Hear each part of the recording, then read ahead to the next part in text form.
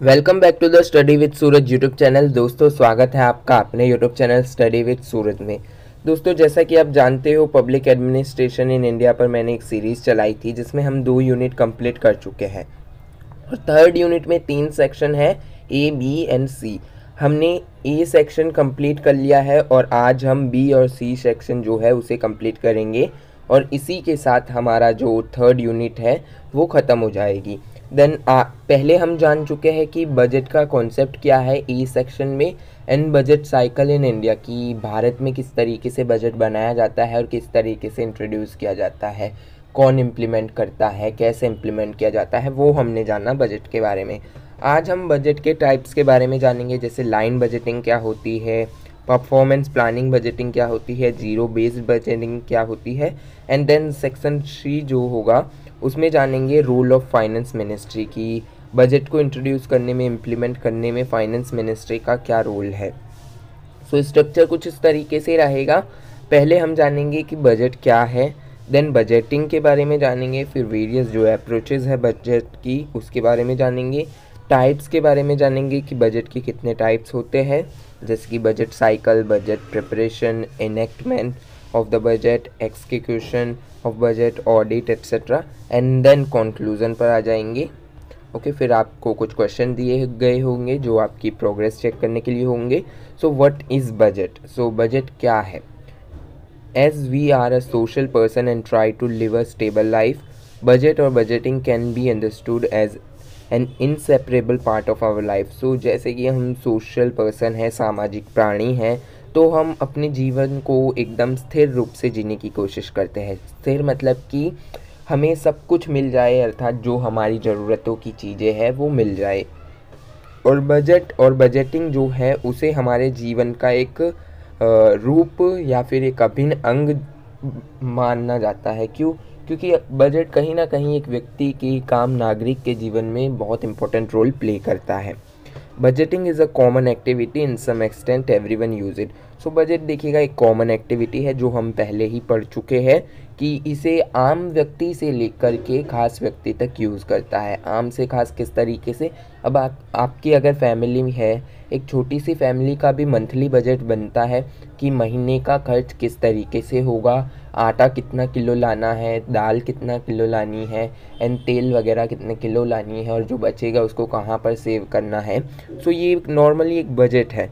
And अगर हम बड़ी ऑर्गेनाइजेशन या गवर्नमेंटल स्टेट में देखें कि वो किस तरीके से बजट प्रिपेयर करते हैं, तो देखिएगा हाल ही में निर्मला सीतारमण जी, जो कि भारत के वित्त मंत्री है, उन्होंने बजट पेश किया था। तो फ्यूचर की प्लानिंग की जाती है बेसिकली बजट में। हम जैसा कि पिछले जो सेक्शन है, सेक्शन ए, उसमें पढ़ा था हमने। So as a common phenomena, budget is a quantitative numerical plan to achieve required goal. So देखिएगा, अगर हम कॉमन फिनोमेना के बारे में बात करें बजट के, तो ये क्वांटिटिव न्यूमेरिकल मतलब कि ज्यामितीय गणितीय व्यवस्था है जो फ्यूचर के प्लान होते हैं उसे अचीव करने की, या फिर प्लान बनाए जाते हैं उस गोल्स को अचीव करने के लिए। जो प्लान्स रिक्वायर्ड होती है, जो ज़रूरतें, उनको बताया जाता है कि कहाँ पर किस तरीके से स्टेप लिया जाएगा। Then budgeting is an important activity for planned economy. So देखिएगा, एक प्लान्ड इकोनॉमी चाहिए आपको, एक स्टेबल इकोनॉमी चाहिए, तो आपकी ना बजटिंग व्यवस्था अच्छी होनी चाहिए। देखिएगा, अगर आपके पास पैसे आए और आपको यही नहीं पता कि कहाँ पर कैसे खर्च करना है, आपने इधर उधर कहीं पर भी खर्च कर दिया, तो फिर ये आपकी अनस्टेबल इकोनॉमी रहेगी। अनस्टेबल इकोनॉमी मतलब आपको पता ही नहीं चलेगा कि आपके पैसे गए कहाँ।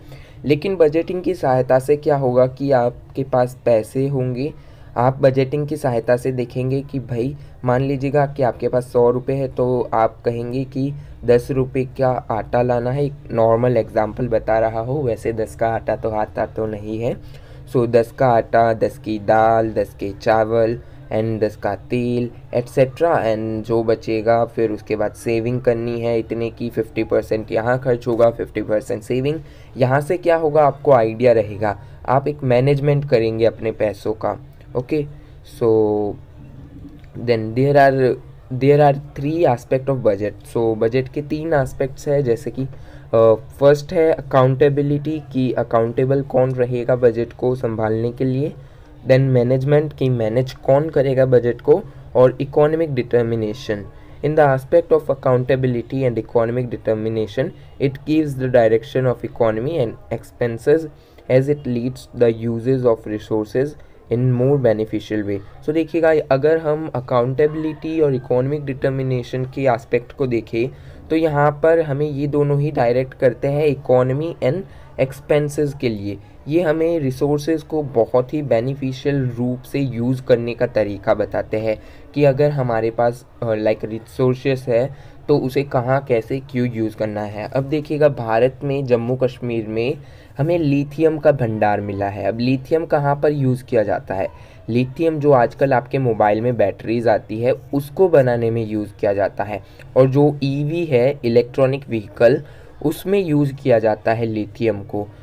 सो लिथियम अब फ्यूचर का क्या है? पेट्रोल. अब फ्यूचर की जो गवर्नमेंट्स होगी वो लिथियम के लिए भी कहीं ना कहीं बजट पेश करेगी कि ये जो रिसोर्सेज है, जो नेचुरल रिसोर्सेज है, उन्हें किस तरीके से, कितनी मात्रा में और कहाँ यूज़ किया जाना चाहिए.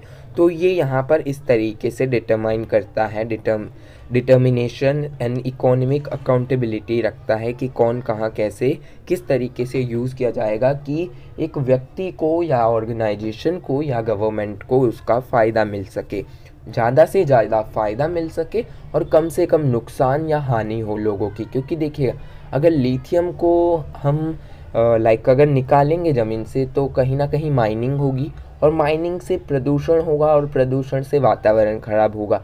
तो वातावरण को बनाए रखते हुए किस तरीके से लिथियम भी निकाला जाए और वातावरण भी ज़्यादा खराब ना हो, उतनी मात्रा में लिथियम निकाला जाएगा. अब देखिएगा, 5.9 टन अगर लिथियम मिला है देन पूरा का पूरा लिथियम नहीं निकाला जाएगा, क्योंकि प्रकृति को भी ज़रूरत होती है, एनवायरनमेंट को भी ज़रूरत होती है उसके खुद के रिसोर्सेज की, खुद को आगे बढ़ने के लिए. अगर आप प्रकृति से उसका जो रिसोर्स है पूरा ही छीन लोगे तो फिर वो तो, मान लीजिएगा एक व्यक्ति के पास 2 किडनी होती है, एक व्यक्ति एक किडनी के बगैर ज़िंदा रह सकता है, लेकिन अगर दोनों निकाल ली तो फिर व्यक्ति जिंदा नहीं रह सकेगा. तो उसी तरीके से प्रकृति का भी है कि प्रकृति कुछ हद तक दे सकती है हमें, लेकिन सब कुछ मानवों को छीनना नहीं चाहिए. मानव क्या है? ग्रीडी हो जाते हैं, लालची हो जाते हैं, जिससे पर्यावरण खराब हो जाता है. ओके, सो इस तरीके से रिसोर्स बांटे जाते हैं. In the same way as economic determination, it promotes the economic balance between taxes and expenses. So देखिएगा, economic determination क्या करता है कि रिसर्च करता है, एनालाइज करता है, और जो टैक्स है, जो एक्सपेंसेस है, उनको बैलेंस करता है कि जो टैक्स लेना है आम नागरिक से वो कितनी हद तक लेना है, एक्सपेंस कितनी हद तक करना है, या फिर टैक्स जो हमारे पास इकट्ठा हुआ उसकी देखभाल किस तरीके से करनी, कहाँ कितना खर्च करना है. आई होप कि आप समझ पा रहे हो. बहुत ही इजी चैप्टर है, कोई रॉकेट साइंस नहीं है इसके अंदर. It can be seen as a tool of management for economic planning and programming. So इसे हम इस तरीके से देख सकते हैं, जो डिटर्मिनेशन है, इकोनॉमिक डिटर्मिनेशन एंड जो अदर डिटर्मिनेशन है लाइक अकाउंटेबिलिटी, इकोनॉमिक डिटर्मिनेशन. सो उसमें क्या है, हम इसे एक मैनेजमेंट के रूप में देख सकते हैं. अब अगर आप इकोनॉमिक के स्टूडेंट हैं और आप बिजनेस ऑर्गेनाइजेशन पढ़ेंगे तो वहाँ पर आपको मैनेजमेंट के बारे में अलग एक पूरा यूनिट मिलेगा. मैनेजमेंट, ऑर्गेनाइजेशन एंड प्लानिंग, इन सभी के लिए आपको पूरा एक यूनिट मिलेगा. लेकिन यहाँ पर आपको कम से कम शब्दों में समझाने की कोशिश की गई है, क्योंकि आप एक इकोनॉमिक के स्टूडेंट नहीं है. तो मैनेजमेंट क्या होता है? व्यवस्था, कि किसी चीज़ को व्यवस्थित रूप से चलाना या व्यवस्थित रूप से उन्हें संभाल कर रखना. Economic planning and programme. So हम जो ये डिटर्मिनेशंस है उन्हें एक व्यवस्था कह सकते हैं इकोनॉमिक प्लानिंग की और प्रोग्राम करने की, किस तरीके से प्लान किया जाएगा, प्रोग्राम किया जाएगा, etcetera. And when we see it in the scope of governmental budget, it is a part of economic planning in the form of statement. So देखिएगा, बजट को जब हम गवर्नमेंटल बजट को हम देखते हैं तो ये क्या है? एक इकोनॉमिक प्लानिंग है. इकोनॉमी अर्थव्यवस्था के लिए एक ब्यौरा है, ब्लूप्रिंट है कि आगे हम क्या क्या कैसे करेंगे, किसको कितना देंगे, किससे कितना लेंगे, एट्सेट्रा, उसकी स्टेटमेंट है. This statement contains a forecast of revenues and expenditure for a period of time. So यहाँ पर हमें वही मिलता है कि जो रेवेन्यू है, जो एक्सपेंडिचर है, वो किस तरीके से कहाँ यूज़ किया जाएगा। बजट में हमें यही पता चलता है, पिछले जो सेक्शन है उसमें भी हमने यही जाना था।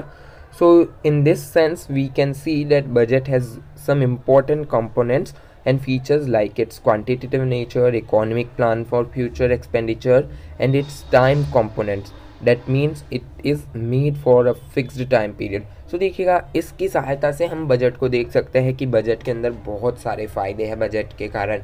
क्वांटिटेटिव नेचर मतलब कि एक पूरा एनालाइज करता है स्फीयर को कि कहाँ कितना किस तरीके से खर्च होगा, किसके पास किसके द्वारा कितना लिया जाएगा, पैसों का ही बात हो रही है यहाँ पर। तो वो सारी बातें यहाँ पर ध्यान रखी जाती है। फिर जो वो रेवेन्यू आता है उसका इकोनॉमिक प्लान बनता है कि कौन से एक्सपेंडिचर पर कहाँ कितना खर्च होगा। And components that mean it meet the fix time, कि फिक्स टाइम के लिए बनता है। देखिएगा, अगर एक छोटी सी फैमिली में बनेगा, फैमिली या छोटी कोई ऑर्गेनाइजेशन या फिर कंपनी में बनेगा, तो माइट भी ये एक मंथ के लिए हो सकता है। देखिएगा, फैमिली की इनकम कहाँ तक होती है, पापा की सैलरी आती है, बड़े भैया की सैलरी आती है, तो उसके बाद फैमिली इनकम का एक महीने का बजट बनता है कि भाई एक महीने का पैसा जो आया है वो यहाँ खर्च होगा। ओके, सो बीमा यहाँ भरेंगे, ईएमआई यहाँ भरेंगे, देन इतने पैसे बचेंगे, ये वो वगैरह। सो 1 मंथ के लिए वो होता है। एंड जो गवर्नमेंटल ज़्यादा हद तक होता है वो 1 साल के लिए होता है। ओके, 1 साल का बजट तैयार किया जाता है, प्रिपेयर किया जाता है। In the context of governmental budget can be seen as a medium for achieving the policy objectives, scheme, welfare programmes, projects etcetera set by government. So अगर गवर्नमेंटल पॉलिसी के रूप में देखें तो गवर्नमेंट क्यों बजट को इंट्रोड्यूस करता है या इम्प्लीमेंट करती है, तो गवर्नमेंट अपने जो गोल्स होते हैं, अपनी जो स्कीम्स, वेलफेयर प्रोग्राम्स और प्रोजेक्ट्स जो होते हैं उन्हें अचीव करने की कोशिश करते हैं। सो देखिएगा, एक स्कीम थी प्रधानमंत्री उज्ज्वला योजना। उज्ज्वला योजना के तहत जो भारत में महिलाएं थी उनको फ्री में सिलेंडर और गैस चूल्हा दिया गया था। सो ये कहाँ पर इंट्रोड्यूस किया गया था, बजट में। अपनी स्कीम को बताया था, जो गवर्नमेंट की स्कीम थी उसे बताया। वेलफेयर प्रोग्राम कि लोगों के लिए वेलफेयर करना, जैसे कि प्रधानमंत्री आवास योजना, जिससे लोगों के जो घर है वो मजबूत घर बना के दे रहे हैं गवर्नमेंट।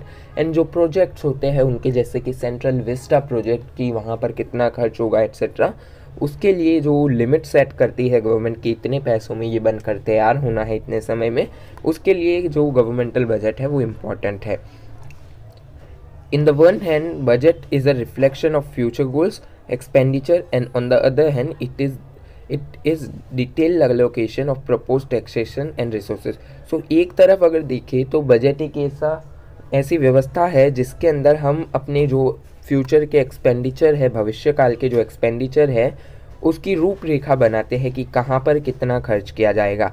वहीं दूसरी ओर यहाँ पर हमें ये भी जानकारी प्रोवाइड की जाती है बजट की सहायता से कि हमें टैक्सेस और रिसोर्सेज कहाँ से कितने प्राप्त होते हैं और कहाँ पर कितने खर्च होते हैं।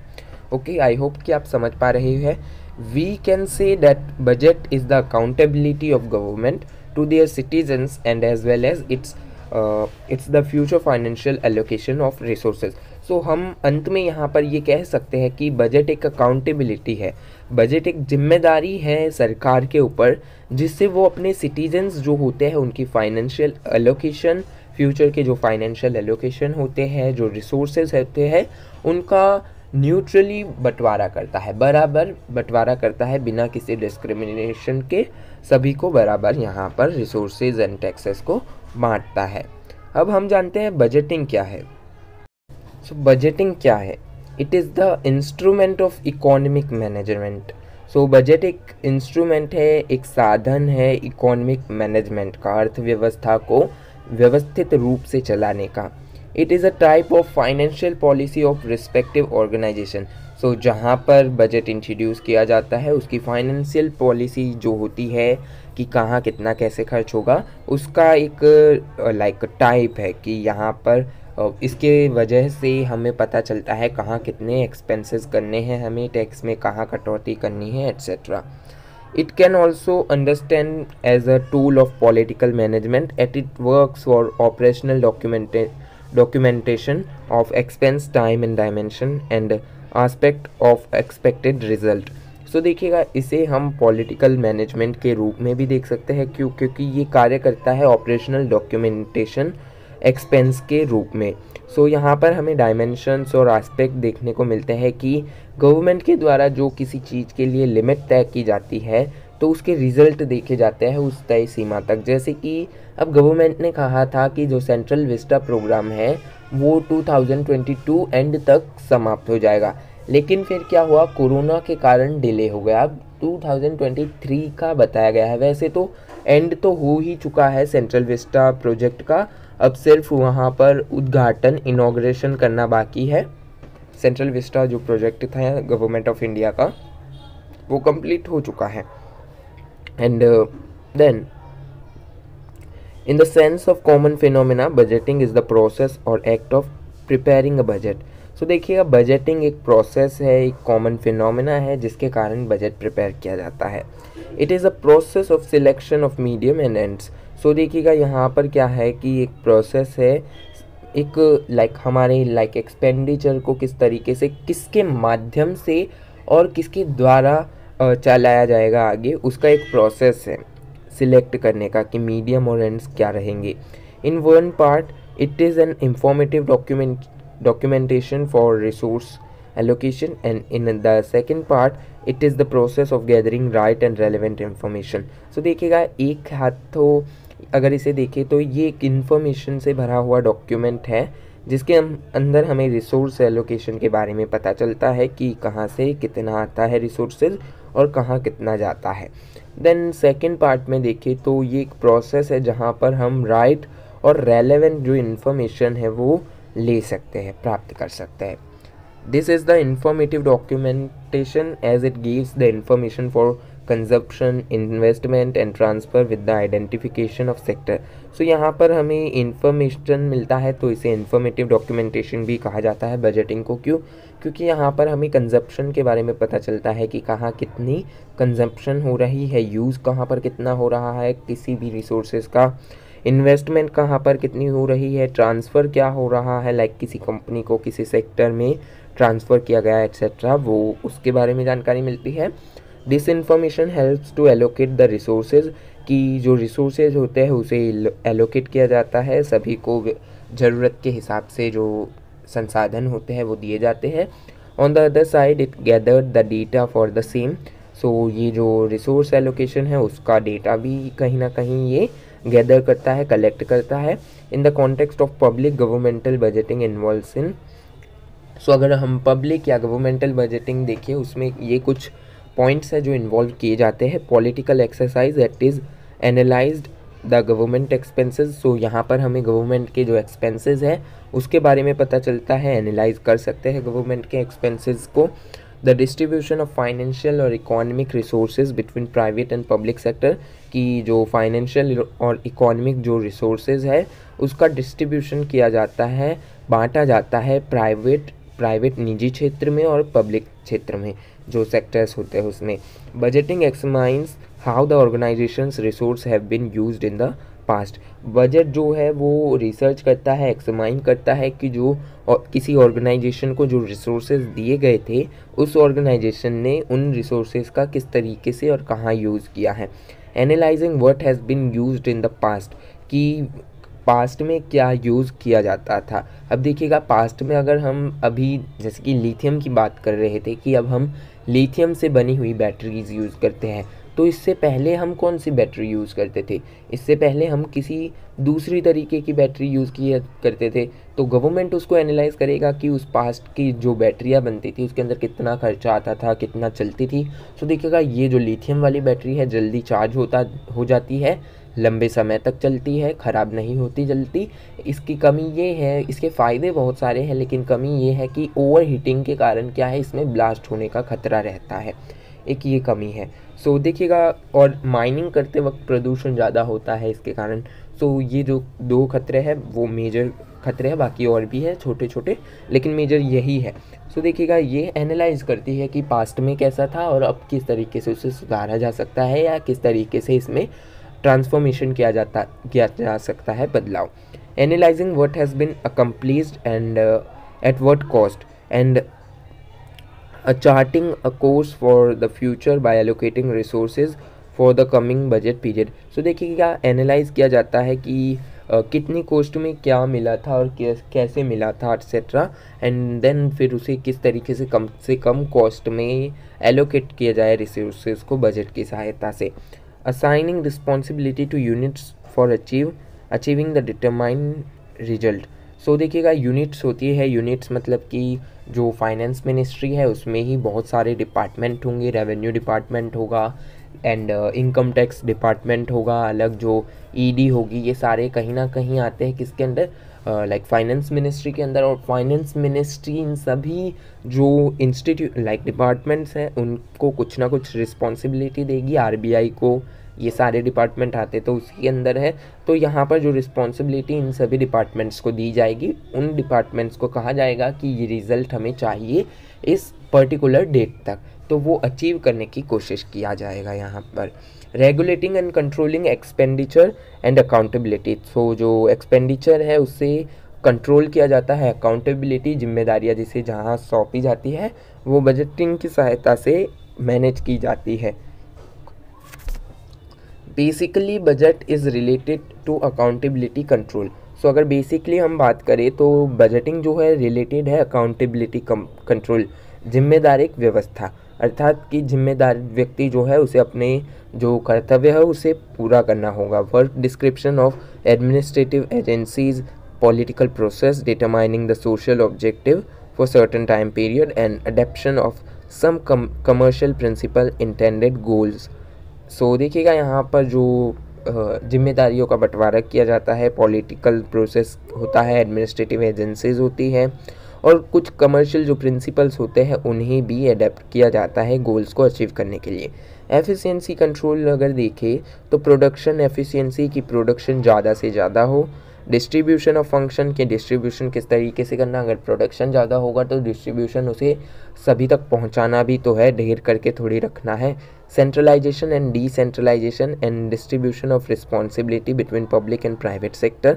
सो सेंट्रलाइजेशन के बारे में हम जानते हैं जहाँ पर एक सरकार होती है, केंद्र सरकार, और डिसेंट्रलाइजेशन जहाँ पर 2 या 2 से अधिक स्तर में सरकार होती है, जैसे कि district level, state level and central level. Decentralisation हम पढ़ चुके हैं पिछले यूनिट में। सो यहाँ पर क्या होता है कि जो रिस्पॉन्सिबिलिटी है डिस्ट्रीब्यूशन की वो डाली जाती है पब्लिक और प्राइवेट सेक्टर में कि कितना किसे कैसे दिया जाएगा, expenses, revenue etcetera. So economic control, annual budget framework, distribution of taxes and decision over expenditure, कि टैक्स किस तरीके से डिस्ट्रीब्यूट किए जाएंगे और एक्सपेंडिचर कहाँ पर कैसे यूज़ किया जाएगा, डिसीजन लिए जाते हैं इन पर। अब what are the various approaches of budget, कि बजट के विभिन्न दृष्टिकोण क्या है, अप्रोचेज ऑफ बजटिंग के विभिन्न जो दृष्टिकोण है उसे देखते हैं। Leading the balance between income and expense are difficult task and if it is about the all 3 aspect, accountability, management and economic determination, the level of responsibility towards the right decision makes it think and employed work. So देखिएगा, यहाँ पर जो हमारे expenses होते हैं, income होती है, उसको मैनेज करना बहुत मुश्किल है। क्योंकि अगर उसे सही से मैनेज किया गया तो वो हमें फ़ायदा देगा और सही से मैनेज नहीं किया गया तो कहीं ना कहीं नुकसान देगा। तो इसके लिए हमने जैसा कि पिछले पैराग्राफ्स में पढ़ा कि अकाउंटेबिलिटी, यहाँ पर 3 एस्पेक्ट्स है, accountability, management and economic determination. तो यहाँ पर क्या होता है, इन तीनों की रिस्पॉन्सिबिलिटी होती है थिंक टैंक के रूप में कार्य करने की, राइट डिसीजन लेने की, और अच्छे एम्प्लॉयड करने की, अच्छे से कार्य करने की, ताकि जो बजट का डिस्ट्रीब्यूशन है वो अच्छे से हो सके। On the other hand, to achievement of final goal, a big goal takes time, reaching to the final goal regularity is prerequisite. So देखिएगा, एक अच्छे गोल को अचीव करने में समय लगता है, यूँ तो नहीं है कि आपने एक गोल सेट किया आज एंड कल आपने अचीव कर लिया। सो ऐसा तो नहीं होगा। एक अच्छे गोल को अचीव करने के लिए टाइम और रेगुलरिटी चाहिए। सबसे ज़रूरी चीज़ है वो डिसिप्लिन चाहिए। This difficult task has get importance to analyze as it identified the central point of development goal। अब देखिएगा यहाँ पर आपने कोई गोल सेट किया है, अपने फाइनेंस एक्सपेंडिचर को रेगुलरिटी के साथ कमाना स्टार्ट कर दिया है। देन यहाँ पर आपको वो सेंट्रल ऑफ पॉइंट ढूंढना पड़ेगा जहाँ से आप अपने गोल को अचीव कर सकते हैं। तो आपको पता होना चाहिए कि कौन सा ऐसा सेंट्रल पॉइंट है जहाँ से मेरे गोल को मैं अचीव कर सकता हूँ या फिर डेवलपमेंट हो सकती है मेरी। But the early writing and scholarly analysis was not operational और एम्पेरिकल। बट जब हम अर्ली राइटिंग्स और स्कॉलर्स को देखते हैं, पढ़ते हैं, तो वहाँ पर हमें पता चलता है कि उनकी जो एनालिसिस है वो ऑपरेशनल या एम्पेरिकल नहीं थी। It was based on the normative study. तो ये नॉर्मेटिव स्टडी पर बेस्ड थी। नॉर्मेटिव स्टडी क्या है? नॉर्मेटिव स्टडी मतलब कि सुनी बातें या फिर स्कॉलर्स द्वारा कही गई बातों पर ध्यान देते हैं, मतलब कि इमोशंस के आधार पर नॉर्मेटिव स्टडी होती है। और एम्पेरिकल या ऑपरेशनल स्टडी क्या होती है? जो फैक्ट्स पर, फिगर पर कार्य करती है कि भाई आपके पास फैक्ट है तो आप आइए और आपके उस फैक्ट के आधार पर हम आपको यहाँ पर थियरी देंगे। लेकिन नॉर्मेटिव में फैक्ट की कमी होती है कहीं ना कहीं। Those studies were about the assumption of income and its distribution towards the expenditure. So देखिएगा, अगर नॉर्मेटिव स्टडी को देखें तो ये अजम्पशन थी और डिस्ट्रीब्यूशन के बारे में बताती थी एक्सपेंडिचर के। Early time the dominant trend in the context of budget studies और financial expenditure was influences by the day to day study of budgeting administration. तो पहले क्या हुआ करता था कि फाइनेंशियल एक्सपेंडिचर और बजट की जो स्टडीज़ होती थी वो एक एक दिन का हिसाब रख कर की जाती थी। It was useful to understand the art of budgeting. So ये जो स्टडी थी वो बहुत इंपॉर्टेंट थी और यूज़फुल भी थी बजटिंग को समझने के लिए। In the 18th century budget got separate attention as a physical department from the just administrative work. So देखिएगा कि 18वीं शताब्दी में क्या हुआ कि बजट को एक अलग से ही अटेंशन दी जाने लगी फिजिकल डिपार्टमेंट के रूप में, जो कि एडमिनिस्ट्रेटिव वर्क के रूप में हुआ। फिर by this process gradually pattern of analysis and the study of budget also had change. So इस प्रोसेस के कारण क्या हुआ, जो बजट की एनालिसिस हुआ करती थी, स्टडी हुआ करती थी, वो ड्रास्टिकली चेंज हो गई। In the 19th century, James Mill and G.S. Mill had introduced fiscal matters as a central force of administrative and political activities। So G.S. Mill और James Mill ने क्या किया? फिजिकल मैटर्स इंट्रोड्यूस किए central force of administrative and political activities के लिए। Gradually study of budget got empirical form. फिर उसके बाद क्या हुआ कि जो स्टडी थी बजट की उसने एम्पेरिकल फॉर्म ग्रहण करना स्टार्ट किया। As it focuses on the study of not only the expenses but the relationship of these expenses with demands. So देखिएगा, जैसा कि जो स्टडी है एम्पेरिकल स्टडी, ये सिर्फ फोकस नहीं करती एक्सपेंसेस पर ही फोकस नहीं करती बल्कि एक्सपेंसेस और डिमांड के बीच जो रिलेशन होता है कि कितना एक्सपेंस किया जा रहा है और कितनी डिमांड है, उसको भी स्टडी और फोकस करती है। New aspect of these studies represent the approach where the demand of services, expenditure of finance and allocation of resources are linked. So ये जो एस्पेक्ट है, अप्रोच है पढ़ने का बजट को, ये कहीं ना कहीं जो सर्विसेज है, एक्सपेंडिचर है और फाइनेंशियल एलोकेशन रिसोर्सेज है, इनको आपस में जोड़ने का कार्य करती है। अब मार्जिनल यूटिलिटी अप्रोच क्या है? मार्जिनल यूटिलिटी दृष्टिकोण क्या है? तो marginal utility is a part of economic aspect of budgeting. So ये इकोनॉमिक एस्पेक्ट का पार्ट है। It is a school of thought that focuses on the rational और normative aspect of budget. So ये focus करती है किस पर? Rational और नॉर्मेटिव एस्पेक्ट पर बजट के। It determines the formation of organisational expenditure and budgeting. So formation पर डिटरमाइन करती है, ऑर्गेनाइजेशनल एक्सपेंडिचर और बजटिंग पर। This school of thought was developed in 1920 for physical control. So 1920 में इस स्कूल ऑफ थॉट को डेवलप किया गया था फिजिकल कंट्रोल के लिए। According to this school, an individual will spend to satisfy his her wants in a manner that will achieve a certain balance among various types of expenditure and ensure that the marginal return of satisfaction in the same for all of them। सो देखिएगा यहाँ पर क्या study कहती है कि एक व्यक्ति जितना कमाता है फिर उसके बाद जो खर्च करता है वो एक बैलेंस में खर्च करना चाहता है, जिससे कि उसके पास कुछ बचत भी रहे और जो उसे अचीव करना था, यानी कि जो उसे एक्सपेंसेस या एक्सपेंडिचर जो ख़रीदना था वो भी उसके पास आ जाए और जो लाइफ है वो बैलेंस के तौर पर चले और सेटिस्फेक्शन रहे ज़िंदगी में।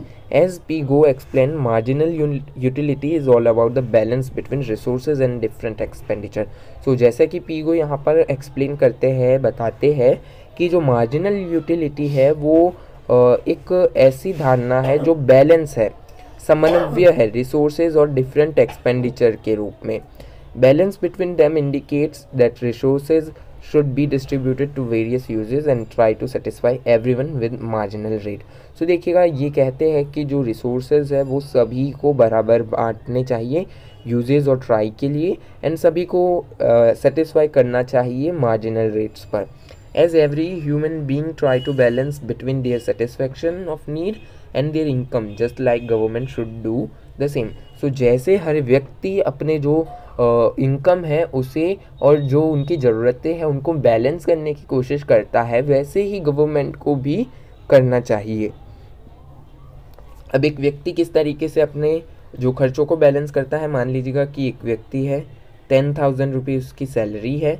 अब 10,000 वो बैलेंस करेगा कि भाई उसको जहाँ पर वो रह रहा है जिस मकान में उसकी EMI भी भरनी है, उसके खाने पीने का खर्च भी होगा, बच्चों की स्कूल फ़ी भी होगी। इन सभी चीज़ों को मैनेज करते हुए कुछ ना कुछ बचा कर उसे अपनी बचत भी, सेविंग भी करनी है। तो इस तरीके से यहाँ बैलेंस करने की कोशिश जैसे एक आम नागरिक द्वारा, एक इंडिविजुअल द्वारा की जाती है, वैसे ही सेविंग, वैसे ही एक्सपेंडिचर पर कंट्रोल गवर्नमेंट को भी करना चाहिए। ये थियरी अप्रोच ये कहती है। एंड देन कि by budgeting government should provide marginal utility of resources to all class of society। कि बजटिंग की सहायता से गवर्नमेंट को जो मार्जिनल यूटिलिटी है रिसोर्सेज की वो प्रोवाइड करवानी चाहिए सभी क्लासेस को और सोसाइटी को। Under the marginal utility budgeting, it is an activity in which organizations do comparison among relative result obtained from the various types of uses of fund। सो जो फंड से हमें अलग अलग रिजल्ट मिलते हैं उनको कंपेयर करके जो मार्जिनल यूटिलिटी है उसको डिफाइन किया जाता है। This approach is debatable because of their normative nature, it is difficult to transfer in practical and empirical level. So देखिएगा ये जो अप्रोच है ये बहुत ही डिबेटेबल है, चर्चित है। क्यों? क्योंकि इसके नॉर्मेटिव नेचर के कारण। नॉर्मेटिव नेचर में क्या है, इमोशंस के आधार पर सब कुछ निर्णय लिया जाता है। इसमें कुछ प्रैक्टिकली नहीं है, एम्पिरिकल नहीं है। एम्पिरिकल मतलब कि फैक्ट फिगर नहीं है, कोई डेटा नहीं है, उसके कारण ये डिबेटेबल बनी रहती है। On the other side, measurement of utility is a difficult as its normative conceptual understanding to empirical explanation। सो देखिएगा अदर साइड देखिए मेज़रमेंट की, तो ये डिफ़िकल्ट है नॉर्मेटिव कॉन्सेप्चुअल अंडरस्टैंडिंग में empirical explanation. Public goods and approach. So public good क्या है? Public good अगर हम एक बेसिक अंडरस्टैंडिंग ले पब्लिक गुड की, तो पब्लिक गुड वो होते हैं, गुड्स मतलब कि सामान, सो वो होते हैं जो गवर्नमेंट द्वारा सभी लोगों को दिया जाता है। मतलब कि ये कोई सुविधा हो सकती है या फिर कुछ सरकार द्वारा कुछ भी एलोकेट किया जाता है, वो होता है public good. So public goods approach is related to new classical fiscal theory in 1950s। So public good की जो अप्रोच है वो न्यू क्लासिकल फिस्कल थियरी से रिलेटेड है जो कि 1950 में दी गई थी। It is all about the public goods and processes of their selection in budget. So ये पूरी बात किसकी है कि पब्लिक गुड और प्रोसेस की उनका सिलेक्शन कैसे होता है बजट के अंदर। Selection and needs of public goods direct the budget expenditure. So देखिएगा जो पब्लिक गुड्स और पब्लिक गुड का सिलेक्शन और ज़रूरत होती है वो बजट एक्सपेंडिचर को डायरेक्ट करता है या फिर एक आइडिया देता है कि कहाँ कितना खर्च करना है। Then objective of this approach are determinant the expenditure and implement the objectives of policies. So देखिएगा जो ऑब्जेक्टिव मेन उद्देश्य है इस अप्रोच का वो है determinant to the expenditure and implement objective of policies, कि इनके जो उद्देश्य हैं उनको अचीव करने के लिए कहीं ना कहीं कोई पॉलिसीज इम्प्लीमेंट की जानी चाहिए। With in it planner set preference for private and public goods to minimise the utility of resources. So planner क्या करता है, प्रेफरेंस सेट करता है प्राइवेट और पब्लिक गुड्स को मिनिमाइज करने के लिए, यूटिलिटी रिसोर्सेज के लिए। So the target of this approach is to promote the utility of good. So इसका टारगेट होता है यूटिलिटी गुड को प्रमोट करने का। There are two model of this approach, first operational Samuelson and second mechanical Musgrave. So दो approach है, operational and mechanical. So operational model focuses on determining and process of identifying the objectives of budgeting. So operational model जो है वो focus करता है, determine करता है कौन से प्रोसेस पर, कि जो बजटिंग के ऑब्जेक्टिव उद्देश्य है उसे आइडेंटिफाई करने पर। According to this model planners focus on both the factors of framing the budget, demand of individual and collective need. So according to this model, इस मॉडल के हिसाब से, कौन सी मॉडल, ऑपरेशनल मॉडल के हिसाब से जो बजट को फ्रेम करने वाला फ्रेमर होता है, बनाने वाला, वो फोकस करता है किस बात पर कि बजट की डिमांड क्या है एक इंडिविजुअल की बजट से, एंड कलेक्टिव नीड की लोगों की डिमांड क्या है। एक इंडिविजुअल की डिमांड को भी देखता है और कलेक्टिव नीड लोगों की ज़रूरतों को भी देखता है। Public goods means the amount of usages are similar and equal for all. So यहाँ पर देखिएगा पब्लिक गुड की डेफिनेशन दी गई है कि पब्लिक गुड्स का मतलब ये होता है कि एक अमाउंट जो कि लोगों के लिए, सभी के लिए सिमिलर, एक जैसी या बराबर हो। In the context of public goods there are two aspect to understand. First, there is no private mechanism to precede it, and second, goods are equally consumed by all, which means who have not capable to pay or paid for those good cannot be excluded to use. So देखिएगा यहाँ पर जो public good का context है उसे दो aspects में देखा जाता है। पहला कि पब्लिक गुड्स पर किसी भी प्राइवेट सेक्टर का अधिकार नहीं होता। दूसरी बात, ये सभी लोगों के लिए होती है, उन लोगों के लिए भी जो इसके लिए पे नहीं कर पाते, पैसा नहीं दे पाते, यानी कि सभी लोगों के लिए बराबर और सभी लोगों के लिए available. In simple understanding, we can say that public goods mean all goods and service provided by government. So वही बात जो मैंने आपको पहले बताई, पब्लिक गुड का मतलब ये है कि सारा ही सामान और सर्विसेज जो गवर्नमेंट, सरकार द्वारा नागरिकों को दी जाती है। With the understanding of Musgrave, we can see governmental budgeting is framed by three functions of government. So Musgrave की अंडरस्टैंडिंग के हिसाब से हम कह सकते हैं कि जो गवर्नमेंटल बजटिंग है वो कहीं ना कहीं फ्रेम की जाती है तीन गवर्नमेंटल फंक्शन के द्वारा, एलोकेशन, डिस्ट्रीब्यूशन, स्टेबलाइजेशन। एलोकेशन का मतलब बेसिकली क्या होता है, मान लीजिएगा कि 5 स्टूडेंट हैं, स्टूडेंट ए एक डिपार्टमेंट है, स्टूडेंट बी एक डिपार्टमेंट है, सी एक डिपार्टमेंट है, डी एंड ई डिपार्टमेंट है। अब स्टूडेंट ए को 5,000 में से 5,000 में से 1,000 का जो बजट है वो एलोकेट किया गया है। बी को 1,000 एलोकेट किया गया है, सी को 1,000, डी को 1,000 एंड ई को 1,000। सो सभी को एलोकेट कर दिया। एलोकेशन का मतलब आपको समझ आ चुका है। देन अब बारी आती है डिस्ट्रीब्यूशन की। डिस्ट्रीब्यूशन मतलब कि इनको जो एलोकेटेड बजट है, जो एलोकेट रेवेन्यू है, वो किस तरीके से ये डिस्ट्रीब्यूट करते हैं अपने एरियाज़ में या अपनी फील्ड्स में, अपने डिपार्टमेंट्स में, वहाँ पर ये ध्यान दिया जाता है। और स्टेबलाइजेशन की किस तरीके से उसका यूज़ किया जा रहा है। So allocation basically means to allocate the preferences of uses, and distribution means specify the needs and demand, and the other hand stabilization ensures that relevant utilization of resources. So वही बात है, preference मतलब कि सभी को अपनी preference के हिसाब से जो fund है allocate करना, देना। डिस्ट्रीब्यूशन मतलब कि स्पेसिफाइड करना नीड्स को, कि कहाँ कितनी ज़रूरत है वहाँ पर फिर डिस्ट्रीब्यूट करना एलोकेशन के बाद। फिर इसे स्टेबलाइजेशन करना कि जो यूटिलाइजेशन है वो रिसोर्सेज का सही तरीके से हो रहा है या नहीं, वो देखना। Basically this model focuses on mechanical aspect of budgeting. So mechanical aspect पर फोकस करता है। It relate budget to political sphere. इसे बजट को यहाँ पर पॉलिटिकल स्फीयर से जोड़कर देखा जाता है, but it is explain by different theories with different point of view. So जैसा कि यहाँ पर इस जो अप्रोच को अलग अलग थियरिस्ट द्वारा अलग अलग पॉइंट ऑफ व्यू से यहाँ पर एक्सप्लेन किया गया है, तो it is considered as an unclear. So ये एक अनक्लियर, अस्पष्ट अप्रोच है, एंड इनकम्प्लीट, अधूरी थियरी है, जिसके दो एस्पेक्ट है और समझने में यहाँ पर कहीं ना कहीं इनके पर्सपेक्टिव को समझने में हमें दिक्कत होती है। Public choice approach focuses on the importance of public preference in the context of political process. So political process के सहायता से जो पब्लिक चॉइस पर फोकस किया जाता है पब्लिक अप्रोच की सहायता से कि पब्लिक की प्रेफरेंसेस क्या है एंड क्या चाहती है public. Okay, so please ignore the background noise. It emphasizes on the political process which involves in identifying the public choice and non-market issue in democratic society. So देखिएगा ये जोर किस पर देता है, पॉलिटिकल प्रोसेस पर, जो इन्वॉल्व होता है पब्लिक की जो चॉइसेस है उसको यहाँ पर आइडेंटिफाई करना है, और नॉन मार्केट इशू मतलब कि डेमोक्रेटिक सोसाइटी, लोकतांत्रिक सोसाइटी पर फोकस करता है यहाँ पर। According to Anthony Downs, government plans expenditure and revenue to maximises their own chances of winning. तो देखिएगा जो एंथनी डाउन्स हैं उनके हिसाब से कि गवर्नमेंट जो एक्सपेंडिचर को प्लान करती है, रेवेन्यू को प्लान करती है, वो मैक्सिमाइज़ करने की कोशिश करती है अपने ही विनिंग चांसेस को, कि उसे ज़्यादा से ज़्यादा हो, कि जीतने की चांसेस ज़्यादा से ज़्यादा हो, मतलब कि उनके जो गोल सेट किए जाते हैं वो जल्द से जल्द और मतलब कि ज़्यादा चांसेस हो उसे पाने की। According to this approach, allocation of fund and resources are a political process. So इस अप्रोच के हिसाब से जो फंड और रिसोर्सेज होते हैं वो एक पॉलिटिकल प्रोसेस है।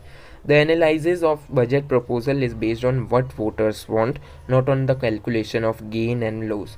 तो देखिएगा इसका मेन प्रपोजल जो होता है वो किस पर बेस्ड होता है कि जो वोट देने वाले व्यक्ति है, मत देने वाले व्यक्ति है, वोटर्स है, वो क्या चाहते हैं, ना कि कितना घाटा आया और कितना फ़ायदा हुआ, उसके हिसाब से इसे एलोकेट या प्रिपेयर किया जाता है। Budgeting is the process in which adaptation of objectives are actually about the public needs but with the specifying nature of selection public group. So देखिएगा बजटिंग क्या है, एक ऐसा प्रोसेस है जहाँ पर अडेप्ट किया जाता है उन ऑब्जेक्टिव्स को जो पब्लिक की ज़रूरत होती है, और यहाँ पर स्पेसिफाइंग नेचर के साथ उन पब्लिक सिलेक्शन ग्रुप को स्पेसिफाइड किया जाता है एंड उनको एलोकेट किया जाता है उनका budget. As Downs explains, budgeting is the process where we can find various force to direct the objectives of budget as government, especially in democratic states, believe in satisfying the voters to win. So देखिएगा जो downs है, downs एक theorist है, एक scholar है, वो यहाँ पर बताते हैं कि बजटिंग एक ऐसी व्यवस्था है जिसके कारण हम कुछ फोर्सेस को यहाँ पर आइडेंटिफाई कर सकते हैं, जिसकी सहायता से जो बजटिंग होती है वो सुव्यवस्थित ढंग से चलाई जा सके। और इसके लिए उन्होंने एक गवर्नमेंट को चुना है, गवर्नमेंट मतलब कि डेमोक्रेटिक स्टेट्स में। डेमोक्रेटिक स्टेट्स में क्या होता है, वो कहीं ना कहीं अपने वोटर्स को वोट की लालच में बजट अच्छा बताते हैं, उनके लिए कुछ अच्छा करने की कोशिश करते हैं, तो वो यही बताते हैं। Taxpayers evaluate the projects and budget objectives according to their benefits and they are effective to change it. So देखिएगा टैक्स पेयर क्या करते हैं, अपने टैक्स पे करते हैं, क्यों? क्योंकि अगर वो टैक्स अच्छे से पे करेंगे, ईमानदारी से, ऑनेस्टली पे करेंगे, तो वो फ़ायदा उन्हें ही इनडायरेक्ट रूप से मिलेगा। So budget is all about the voters choice, not for the welfare of the people. So देखिएगा बजट क्या है, पूरी ही यहाँ पर बात आ गई कि वोटर की चॉइस, जो वोट के लिए ही बजट प्रिपेयर किया जाता है, ना कि किसी सोसाइटी या लोगों के भलाई के लिए। Downs theory of public choice has more limitation. So downs की थियरी है वो कहीं ना कहीं लिमिटेड है, as he has presented a mechanical aspect of budget and he ignores the role of state in the process of tax distribution and collective project fund allocation. So देखिएगा कहीं ना कहीं जो डाउन्स है वो उनकी जो थियरी है वो लिमिटेड इसलिए है क्योंकि वो कहीं ना कहीं मैकेनिकल आस्पेक्ट जो है बजट का उस पर आकर रुक जाते हैं, वो किसे इग्नोर कर देते हैं, एक स्टेट, एक राज्य के जो रोल को, जो टैक्स डिस्ट्रीब्यूशन, कलेक्ट करना और एलोकेशन करने का जो कार्य होता है उसे इग्नोर कर देते हैं। Voters' choice cannot be considered only as a direct benefit but it is also related to externalities. So देखिएगा हम जब बजट को देखते हैं तो यहाँ पर हमें सिर्फ वोटर की चॉइस या फिर ज़रूरतों को ही ध्यान में नहीं रखती गवर्नमेंट, उसके लिए गवर्नमेंट और रिसर्च भी करती है। तो यहाँ पर कहीं ना कहीं जो डाउन्स की थियरी है वो गलत ठहराई जाती है। So voter choice can not, यहाँ पर विक्सल जो है, Wicksell's theory of government can be seen as an extended version of public choice approach. So यहाँ पर विक्सल की एक थियरी है जो एक्सटेंडेड कही जाती है कि एक और यहाँ पर आगे बढ़ने की अप्रोच मिली है पब्लिक चॉइस अप्रोच को, कि this view eats the process of mechanisation rather than its mechanical function. So यहाँ पर मैकेनाइजेशन को ऐड किया गया है मैकेनिकल फंक्शन के अलावा। Government determines the relevant mechanism to maximise the utility according to market behaviour. So government क्या करती है, डिटरमाइन करती है रेलेवेंट मैकेनिज्म को और मैक्सिमाइज करने की कोशिश करती है according to the market. So utility को मैक्सिमाइज करती है मार्केट के हिसाब से, मार्केट का जो बिहेवियर होता है। This determinant behavior has affected by the elected representative interest group and governmental agencies. So देखिएगा ये determinant behavior किसके द्वारा अफेक्ट किया जाता है, जो इलेक्टेड चुने हुए प्रतिनिधि होते हैं, जनप्रतिनिधि, उनके द्वारा। इंटरेस्ट ग्रुप मतलब कि कैपिटलिस्ट हो सकते हैं या फिर अदर NGOs वगैरह होती है, एंड जो गवर्नमेंट एजेंसीज होती है उनके द्वारा। This approach neglect the process of equilibrium in allocation of resources and in the decision making of process. So इस अप्रोच में क्या है, निगलेक्ट किया जाता है इक्विलिब्रियम जो एलोकेशन का प्रोसेस है रिसोर्सेज को, उसको निगलेक्ट किया जाता है। It also neglects the balance behaviour among policies objectives and demands. So ये पॉलिसी ऑब्जेक्टिव एंड डिमांड को भी निगलेक्ट करता है। पॉजिटिव अप्रोच क्या, positive approach deals with empirical aspect of expenditures. So positive approach जो है वो एम्पेरिकल एस्पेक्ट्स पर डील करती है। एम्पेरिकल एस्पेक्ट क्या है, जो बिलीव करता है फैक्ट फिगर पर या फिर रिसर्च पर, एनालाइजेशन पर, डेटा पर, एट्सेट्रा पर। It is also about the formulation of policies and verification of its objective. So यहाँ पर वेरिफिकेशन होता है पॉलिसीज़ का, ऑब्जेक्टिव्स का, et cetera. This approach developed in 1960। So ये जो पॉजिटिव अप्रोच है वो 1960 में डेवलप्ड हुई थी। It works for the financial hypothesis where it tests the growth of public expenditure. So ये फाइनेंशियल हाइपोथेसिस पर वर्क करती है, जहाँ पर ये टेस्ट करती है पब्लिक एक्सपेंडिचर की ग्रोथ को। It depends on empirical laws that as it does the empirical study of formulated programs and finds the reason behind the difficulties. So ये empirical approach के लॉ के हिसाब से कार्य करती है। empirical जो लॉ है उसके हिसाब से ये डिफ़िकल्टी जो होती है बजटिंग के प्रोसेस में, उस पर रिसर्च करती है, रीज़न को फाइंड करती है एंड उसे सॉल्व करने की कोशिश करती है approach. So there is different kind of approaches to the process of budgeting. So बहुत सारी प्रोसेस अप्रोचेज़ है बजटिंग के प्रोसेस के लिए। Approaches are depending on the feature of organisation, depend करती है ऑर्गेनाइजेशन के फीचर पर। To understand the private organisations budget process we can follow the other approach as well. So अगर हम प्राइवेट ऑर्गेनाइजेशन के बजट को समझना चाहें तो हम दूसरी अप्रोचेस को भी यूज़ कर सकते हैं, लेकिन गवर्नमेंटल बजट को जानने के लिए हमें इन अप्रोचेस की सहायता लेनी पड़ती है। So top down and bottom up approaches can be following to understand the private of hierarchical organisation. So जो ये अप्रोचेस है वो हमें कहीं ना कहीं अंडरस्टैंडिंग प्रोवाइड करवाती है प्राइवेट और हायरार्किकल जो ऑर्गेनाइजेशन होती है उनके बारे में। Top down budget approach is about the marginal process as it in this system senior manager of the department has responsibility to make the budget and other manager of different department as every organization has a different department to manage various work to successful implementation of that budget। so देखिएगा यहाँ पर senior जो manager होता है या फिर budget के लिए जो सीनियर टॉप मोस्ट व्यक्ति होता है वो प्रिपेयर करता है बजट को, और जो दूसरे डिपार्टमेंट्स होते हैं उसको इम्प्लीमेंट करते हैं, उसको फॉलो करवाने की कोशिश करते हैं, एट्सेट्रा। ये उनका कार्य होता है बजट के लिए। They can make budget to their specific. So अपने ऑर्गेनाइजेशन अपनी ज़रूरतों के हिसाब से बजट को बना सकती है। On the other hand bottom to top budget approach is use to prepare budget from the departments. So अगर top to bottom, top to down देखें तो टॉप व्यक्ति जो होता है सबसे व्यक्ति जो होता है जो फाइनेंशियल कारणों को देखता है, फाइनेंशियल जो प्रोसेस होता है उसको देखने वाला व्यक्ति यहाँ पर जो टॉप का होगा वो यहाँ पर बनाएगा डिपार्टमेंट्स के लिए बजट। और यहाँ पर क्या है, बॉटम टू टॉप की निचले स्तर से ऊपरी स्तर तक। सो यहाँ पर जो डिपार्टमेंट्स होंगे छोटे छोटे वो बजट बनाएंगे। Is use to prepare from the departments. So department से बजट बनेगा। Every department makes plans for organisations proposed goal. So हर डिपार्टमेंट अपना अपना बजट बनाता है ताकि जो ऑर्गेनाइजेशनल गोल है उसे अचीव किया जा सके और प्रपोज किया जा सके। Their work reflect the idea of organization, but the completing process gets started by the down to top route. So देखिएगा उनका वर्क होता है कि जो ऑर्गेनाइजेशन का गोल है उसे कहीं ना कहीं आइडिया के हिसाब से अचीव किया जाए, लेकिन वो प्रोसेस कंप्लीट कब होता है, जब डाउन टू टॉप वो पहुंचती है budget. Okay, then what are the types of budget की टाइप्स क्या है उसके बारे में जानते हैं। So what are the types of budget. As we know that budget is the part of government's administrative process, it is made for the better and efficient use of resources. So according to administrative feature and preference, we can see there are different kind of budgeting. So देखिएगा budget को हम जानते हैं, budget क्या है, एक part है governmental activities का, एडमिनिस्ट्रेटिव प्रोसेस का, जहाँ पर गवर्नमेंट क्या करती है आने वाले साल के लिए लोगों के अपने एक्सपेंडिचर और अपने खर्च को प्लान करती है और कहाँ कितना कैसे खर्च करना है, वही ऑल अबाउट है। और बजटिंग के डिफरेंट काइंड भी है, अलग अलग तरीके भी है जो हमने अभी पढ़े अप्रोचेस की सहायता से।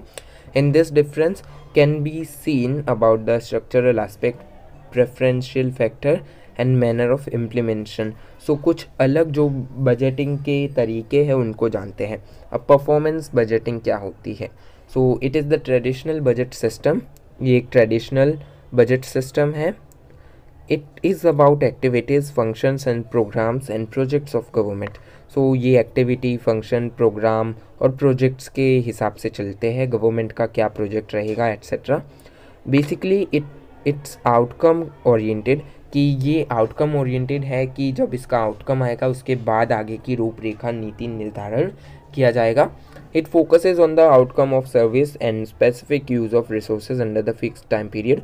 सो ये आउटकम पर फोकस करता है, आउटकम आने के बाद जो सर्विस है उसको स्पेसिफिक करता है रिसोर्सेज के फिक्स टाइम पीरियड के लिए।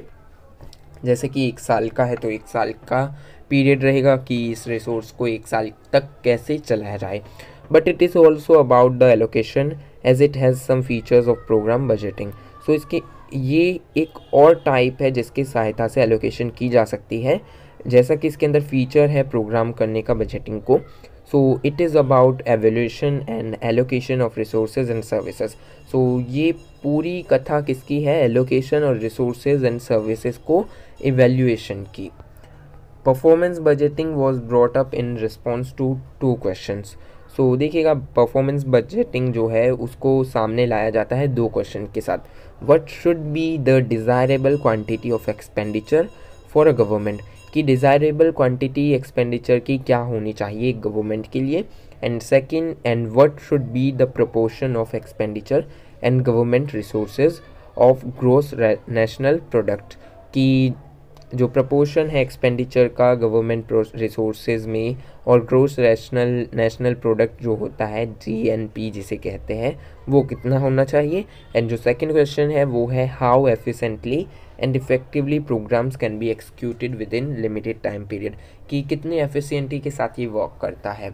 And what kind of alternate arrangements can be found to complete the programs with less cost but in satisfactory manner, कि कम से कम लागत में किस तरीके से जो सेटिस्फैक्ट्री लेवल से जो प्रोग्राम है उसे कंप्लीट किया जा सकता है कम से कम लागत में। American administrative reform commission, Hoover commission in 1947 was dealing with these questions.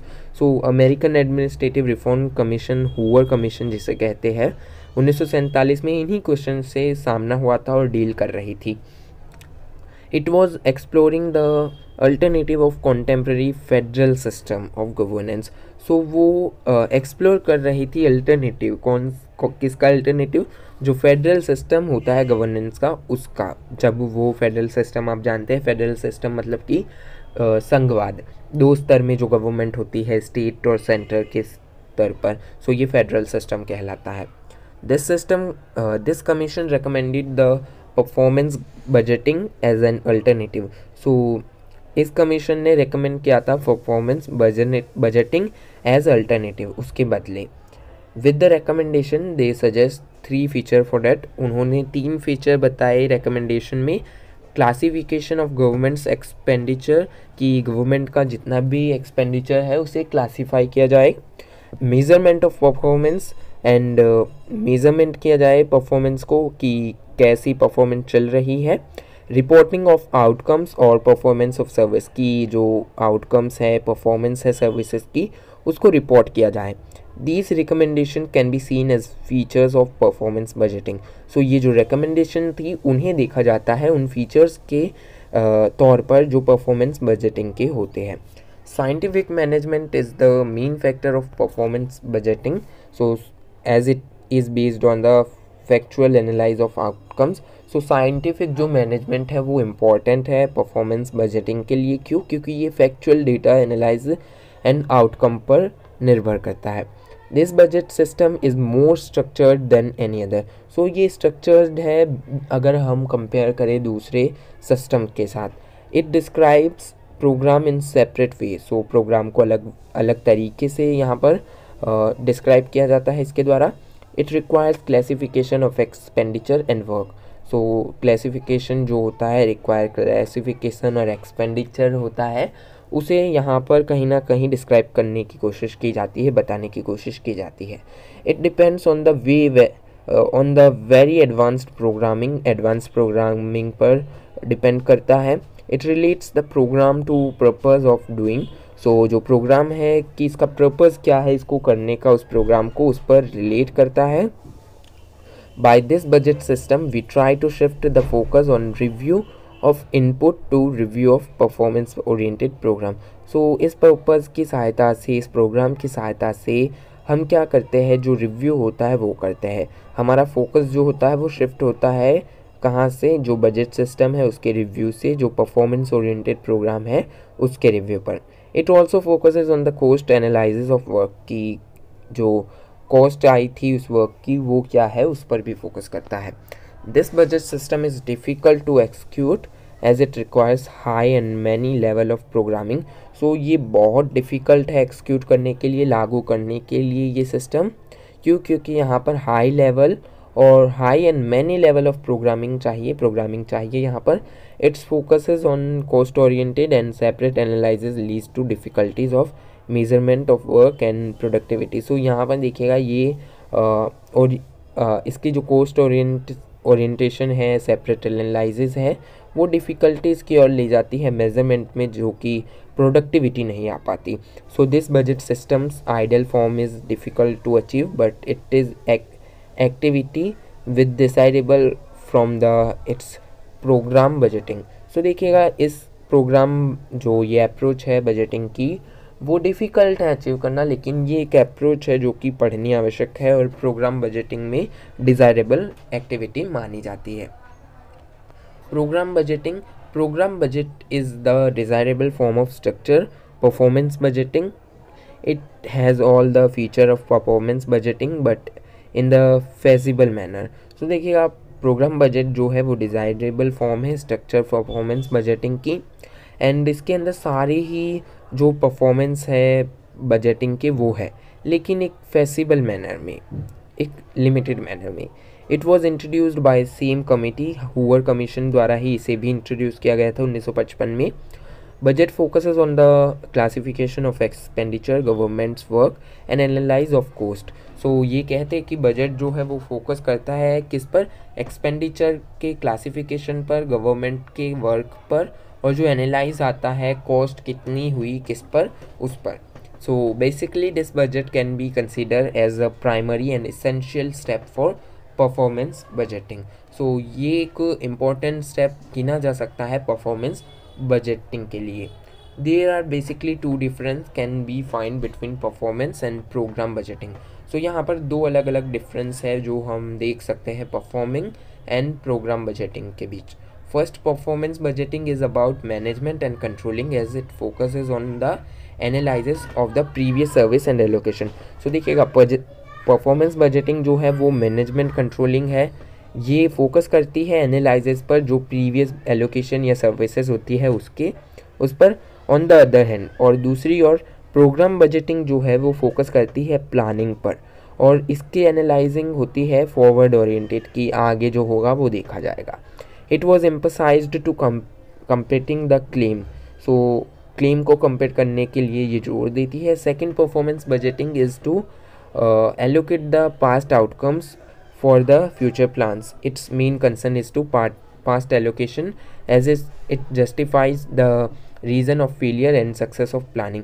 So देखिएगा परफॉर्मेंस बजटिंग पास्ट का जो वर्क आउटकम होता है उस पर फोकस करती है, फिर उसके बाद फ्यूचर के लिए प्लान बनाती है. ये कंसर्न करती है पास्ट के एलोकेशन पर, उस पर चर्चा करती है, एंड देन जो सक्सेसफुल प्लानिंग होती है उसे बनाने की कोशिश करती है. On the other hand, program budgeting also focuses on the past allocation for planning, but its main concern is about the classification of work and planning according to their respective issue. So ये जो दूसरी programme जो है programme budgeting, वो भी past पर focus करती है लेकिन अपने रिस्पेक्टिव इशू के हिसाब से. Okay, it works for programme objectives. ये अपने प्रोग्राम ऑब्जेक्टिव्स पर कार्य करती है. The budget system did not get full attention as it got failed in the context of long term planning. So budget system जो है उसने फुल अटेंशन नहीं दी गई उसे. क्यों? क्योंकि वो फेल हो चुका था अपने लॉन्ग टर्म प्लानिंग कॉन्टेक्स्ट में. अब प्लानिंग प्रोग्राम बजट, जिसे PPB भी कहते हैं. सो प्लानिंग प्रोग्राम बजट या PPP 1965 has introduced with this claim that it is able to do programming for better life at lowest cost.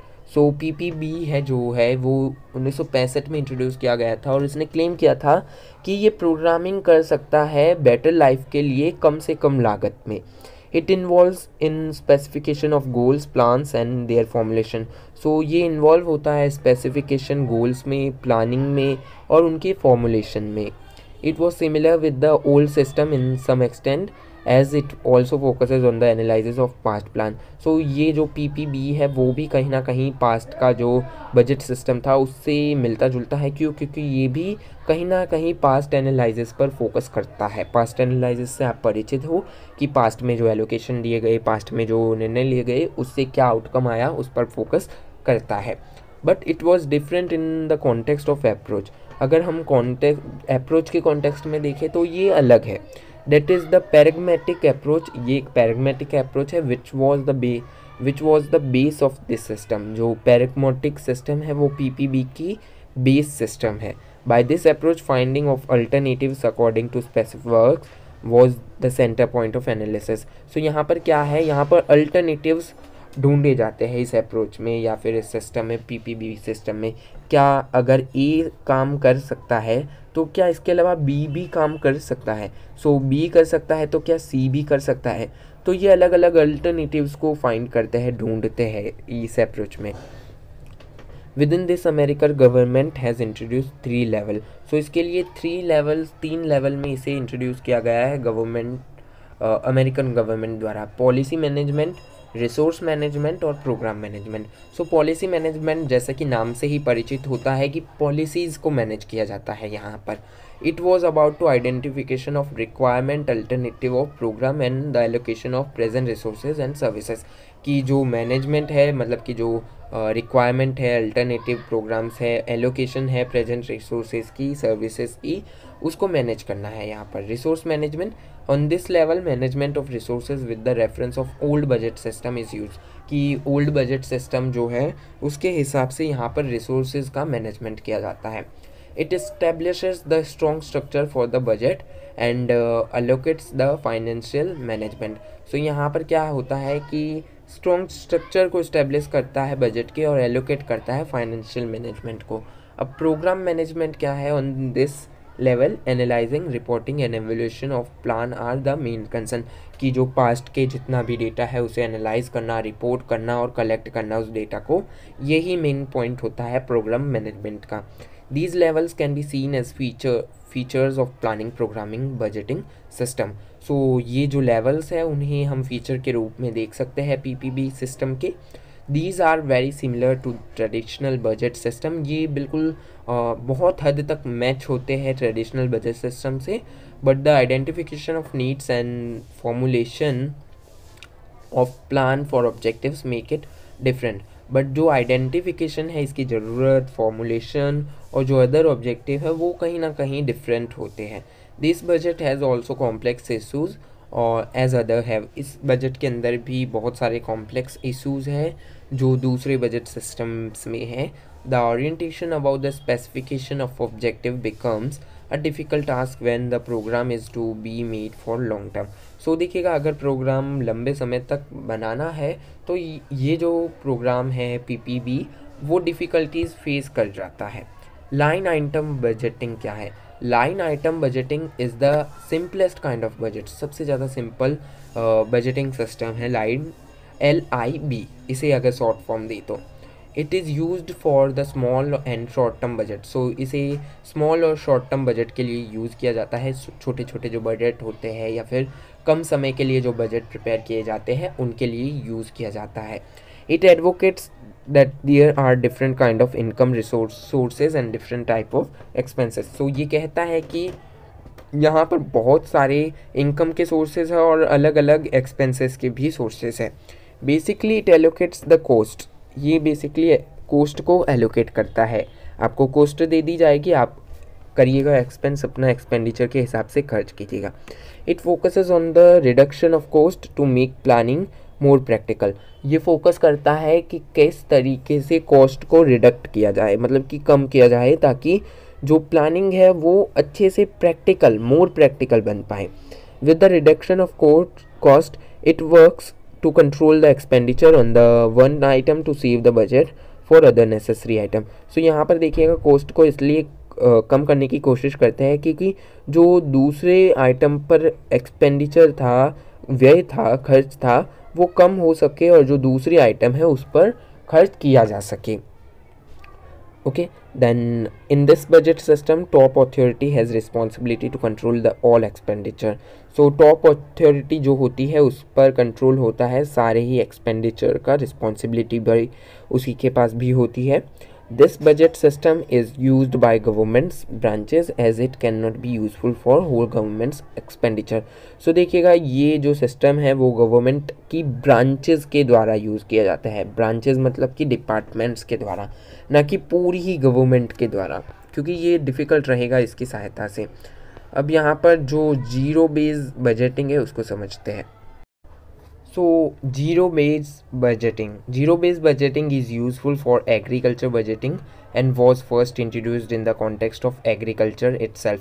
So देखिएगा, zero base budgeting जो है वो useful है एग्रीकल्चर बजटिंग के लिए, मतलब कि एग्रीकल्चर के लिए जितना भी बजट होता है कि फर्टिलाइज़र पर क्या होगा या फिर जो सेल होगी किसानों की, अर्थात उनकी फसल की, वो किस रेट पर की जाएगी एट्सेट्रा, वो सब उसके लिए जीरो बेस बजटिंग जो होता है वो सबसे ज़्यादा फ़ायदेमंद होता है। और ये इंट्रोड्यूस भी किया गया था एग्रीकल्चर फील्ड के लिए, एग्रीकल्चर के लिए। Okay, continuation of programmes and plans are not allowed in this budget system as it focuses on the start with ground up programming. So देखिएगा, जो कंटिन्यूएशन, अलग अलग जो प्रोग्राम्स होते हैं और प्लान्स आते हैं वो इस बजट में अलाउड नहीं होते इस सिस्टम में। क्यों? क्योंकि ये फोकस करता है ग्राउंड अप प्रोग्रामिंग पर, मतलब कि निचले स्तर से इसे प्रोग्राम किया जाता है। It finds the new satisfactory plans for contemporary and new issue as it never prefer to make changes और search alternates of existing plans. So देखिएगा, ये जो पुराने प्लान्स होते हैं उसको बदलने के बजाय जो नए और भी जो कंटेम्प्रेरी हाल ही में सेटिस्फैक्ट्री जो प्लान्स चल रहे होते हैं उनको इसमें ऐड करने की कोशिश करता है। It focuses on the base of formulation plans. So ये फॉर्मुलेशन प्लान होता है उस पर फोकस करता है। Base is equally in important for this budget system and by this increment of the base income become possible as it is difficult to the other budget system। so देखिएगा, यहाँ पर क्या है कि बेस इंपॉर्टेंट फैक्टर है यहाँ पर इस बजट सिस्टम का, और इसको इंक्रीमेंट भी चाहिए होती है। Base become possible as it is difficult to other budget system. Okay, then in this budget system administration consider as a more responsible institution as it is present everywhere in the budget making process. So इस budget system में क्या है, administration जो होता है, प्रशासन जो होता है, वो एक इम्पॉर्टेंट और रिस्पॉन्सिबल इंस्टीट्यूशन होता है। क्यों? क्योंकि ये प्रेजेंट होता है एवरीवेयर बजट मेकिंग प्रोसेस में। बजट मेकिंग प्रोसेस में कहीं ना कहीं एडमिनिस्ट्रेशन का हिस्सा होता है, बहुत बड़ा हिस्सा होता है, वो भाग लेते हैं बहुत बड़ी संख्या में। इम्प्लीमेंटेशन टू एक्सक्यूशन, इम्प्लीमेंटेशन से लेकर के उसे लागू करवाने तक, मतलब कि इम्प्लीमेंटेशन कर लिया सो उसे फॉलो करवाने तक एडमिनिस्ट्रेशन का यहाँ पर हाथ होता है।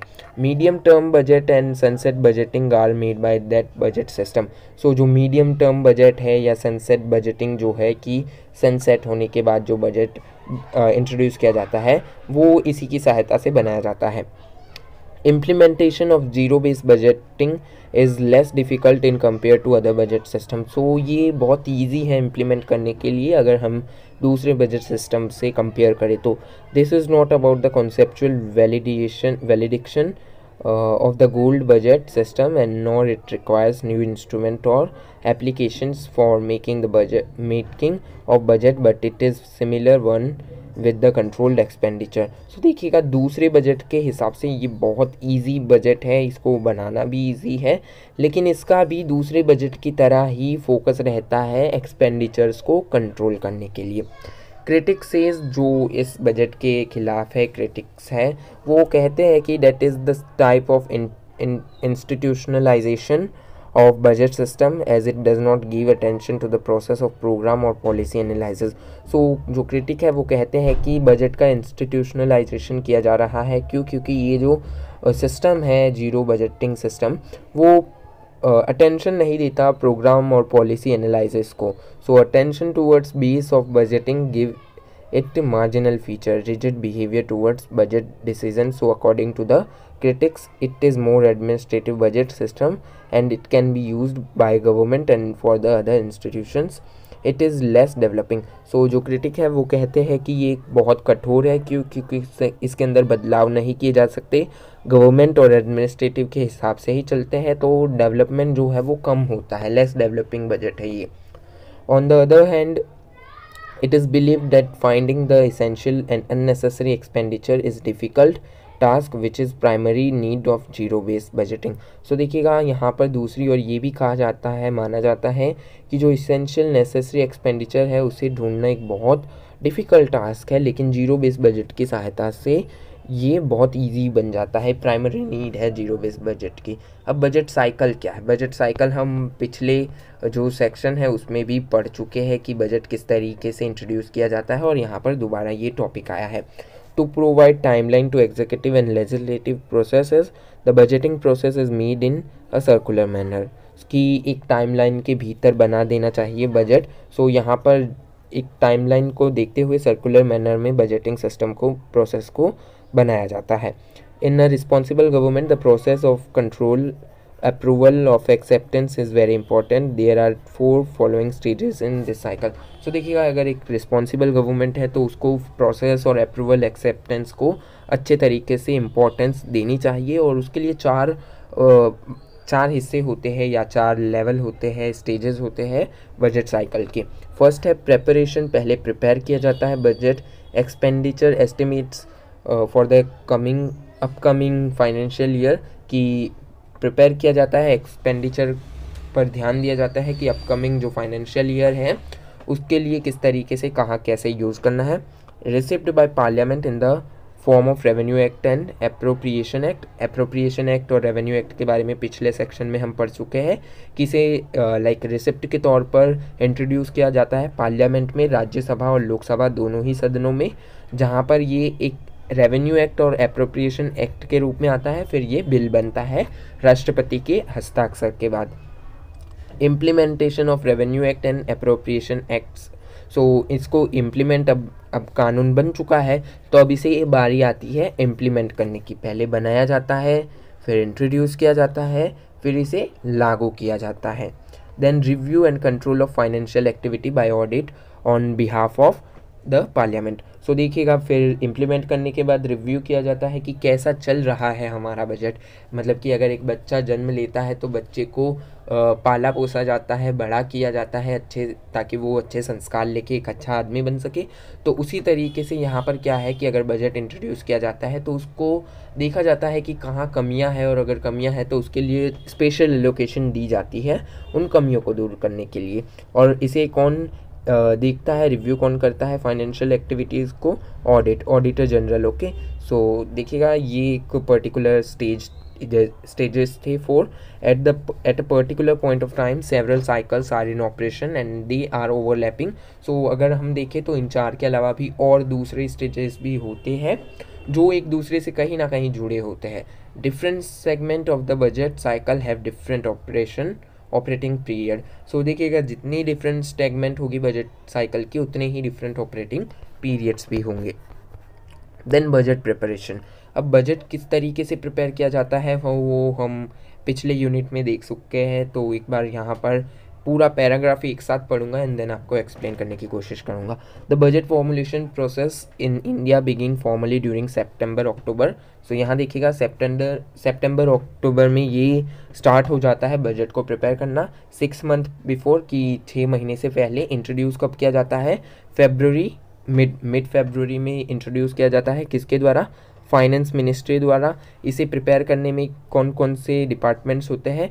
बहुत सारी मिनिस्ट्रीज़ के डिपार्टमेंट्स होते हैं एंड फाइनेंस मिनिस्ट्री के सारे डिपार्टमेंट्स होते हैं। यूनियन बजट फाइनलाइज किया जाता है किसके द्वारा? किसकी कंसल्टेंसन के द्वारा? नीति आयोग के द्वारा। ओके, नीति आयोग की फुल फॉर्म मैंने आपको पूछी थी प्रीवियस वीडियो में, और इस वीडियो में भी अगर आप प्रीवियस वीडियो में नहीं बता पाए तो इस वीडियो में एक बार रिसर्च कीजिएगा, पढ़िएगा, और उसके बाद डिटेल्ड आप बताइएगा। आपकी सहायता से दूसरे लोग भी नीति आयोग के बारे में जान पाएंगे। सो वो बेसिक फीचर ये था कि बजट को किस तरीके से प्रिपेयर किया जाता है, और हम पिछली वीडियो में पढ़ चुके हैं, तो एक बार खाली देखना था, हमें ज़्यादा पढ़ने की आवश्यकता नहीं थी। Enactment of the budget. अब इनेक्टमेंट कैसे होता है? The budget in parliament passes through the following 5 stage. So parliament में इन 5 स्टेजेस से जाता है। पहले प्रेजेंटेशन होती है। प्रेजेंट कौन करता है बजट को पार्लियामेंट में? देखिएगा, 2 तरीके के बजट होता है, एक रेलवे बजट होता है और एक जनरल बजट होता है, जो हम पिछली वीडियो में समझ चुके हैं।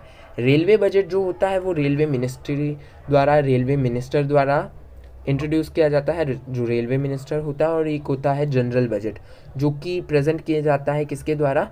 जो फाइनेंस मिनिस्टर होता है उसके द्वारा। और हाल ही में हमारी फाइनेंस मिनिस्टर कौन है? श्रीमती निर्मला सीतारमण। ओके, सो फिर जनरल डिस्कशन होती है उस बजट पर। जो विपक्ष के नेता है, पक्ष के नेता है, वो सब डिस्कशन करते हैं। Voting on demands for grants, की जो डिमांड्स है और ग्रांट्स है कि इतने पैसे चाहिए, उसके लिए वोटिंग होती है। Then passing of appropriation bill, की फिर बिल को पास किया जाता है। Passing of finance bill act के रूप में आते हैं, देन उन्हें पास किया जाता है। तो प्रेजेंटेशन देखिएगा 2 तरीके के वही है कि रेलवे का जो है वही बजट है, ये हम पिछले यूनिट में पढ़ चुके हैं, आप देख सकते हैं पिछली यूनिट, उसमें समझ चुके हैं।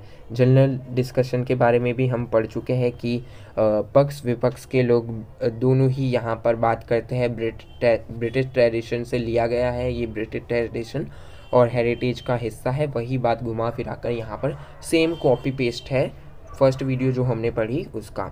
देन वोटिंग ऑन डिमांड्स, की जो कट मोशन होता है वो क्या है, पॉलिसी कट मोशन, उन सभी के बारे में प्रीवियस वीडियो में हम पढ़ चुके हैं। क्योंकि इस वीडियो में अगर हम अगेन एंड अगेन ये सेम चीज़ पढ़ेंगे देन माइंड कन्फ्यूजन से भर जाएगा, एंड हम जो पहले पढ़ चुके हैं वो भी हम नहीं पढ़ पाएंगे, और वीडियो जो है वो लेंदी रहेगी। Passage of appropriation bill introduce किया जाता है। एप्रोप्रिएशन बिल के बारे में भारतीय संविधान आर्टिकल अनुच्छेद 114 में लिखा गया है किस तरीके से पहले वो बिल के रूप में इंट्रोड्यूस किया जाता है। फिर राष्ट्रपति के हस्ताक्षर के बाद फिर क्या होता है? बिल इंट्रोड्यूस किया जाता है, बिल दोनों सदनों में जाता है, पास होता है, राष्ट्रपति के हस्ताक्षर के पास जाता है, हस्ताक्षर हो जाते हैं, देन वो अमेंडमेंट में परिवर्तित हो जाता है। ये हमने पढ़ा पिछले वीडियो में। Passing finance bill same process है। एक्सक्यूशन ऑफ द बजट, ये पढ़ने लायक चीज़ है क्योंकि पिछले वीडियो में हमने ये नहीं पढ़ा। Implementation of the budget is responsibility of the executive government. So government की रिस्पॉन्सिबिलिटी होती है कि बजट को इम्प्लीमेंट किया जाए, लागू करवाया जाए।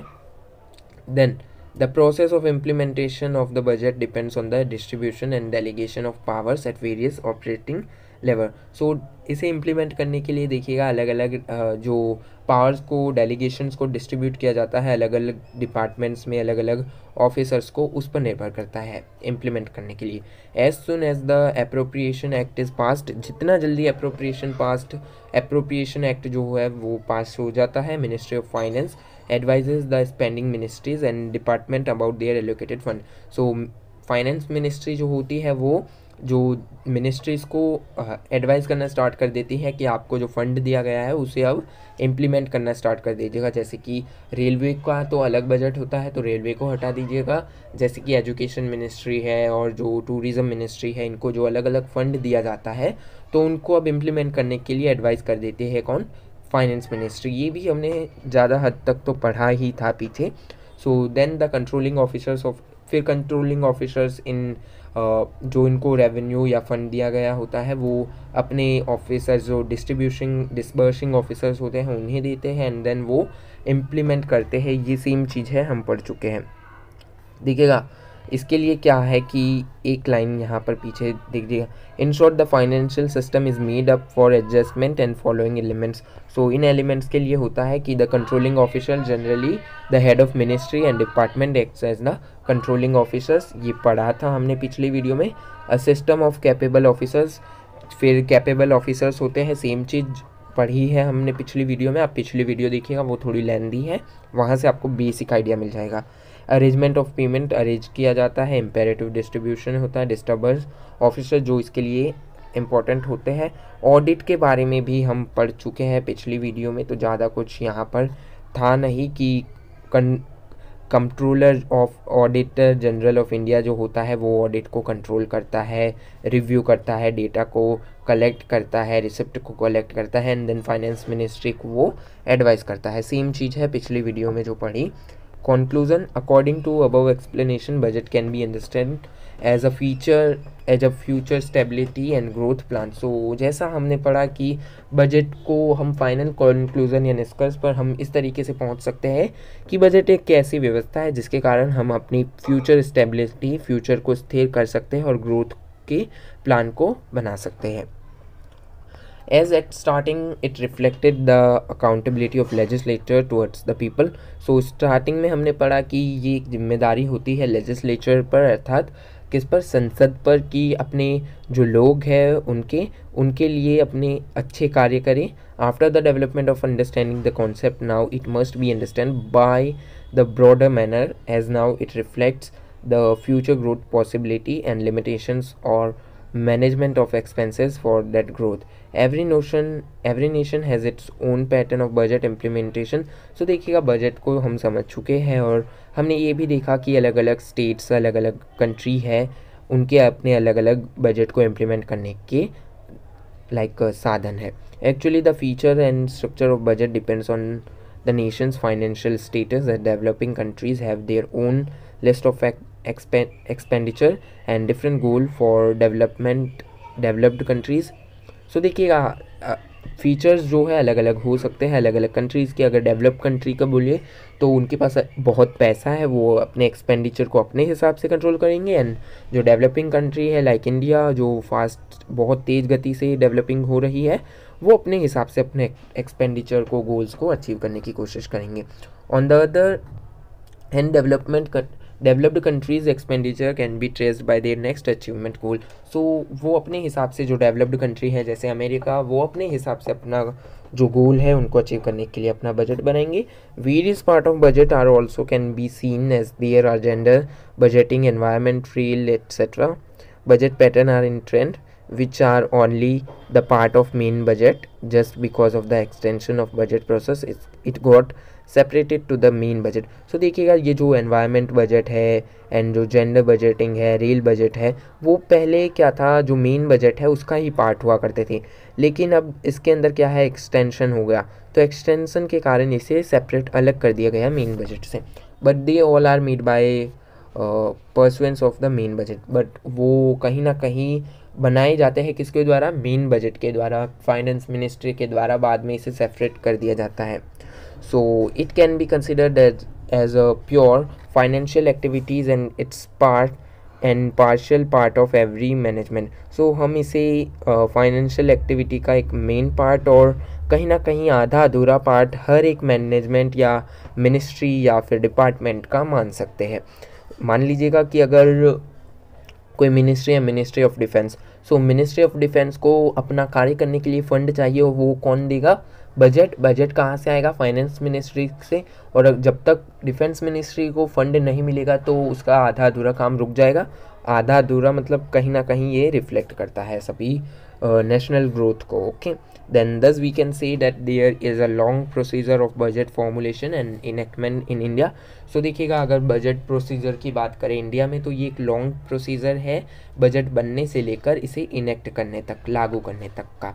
So many reforms were brought by the colonial rule specially in 1919। Same वही को बता दिया गया है कि कॉलोनियल रूल द्वारा बहुत सारे जो चेंजेस थे वो बजट सिस्टम में लाए गए थे 1919 एक्ट से लेकर 1935 एक्ट तक। और कई हद तक इंडिया ने भी उन जो चेंजेस को है अडॉप्ट किया है। एंड 1947 के बाद क्या हुआ था, जो रूल था, बजट था, वो चेंज हो चुका था और बजट ने फिर इंडिया में क्या हुआ, 1947 के बाद इंडिया में अपने लोगों के ज़रूरतों के हिसाब से बजट बनाया जाने लग गया और उनके जो फंडामेंटल ऑब्जेक्टिव्स थे उनको ध्यान में रखते हुए बजट बनाया जाने लग गया। अब यहाँ पर आप प्रोग्रेस चेक कीजिएगा, what is the meaning of budget. बहुत इजीली आप दे सकते हैं meaning. Explain the objective of the budget, कि बजट के ऑब्जेक्टिव्स क्या होते हैं। Define the budget and explain the characteristics and types of budget. दोनों ही सेम है, what is the meaning of budget और डिफाइन द बजट, दोनों में ही मीनिंग बताई गई, पूछी गई है कि बजट का मतलब क्या होता है।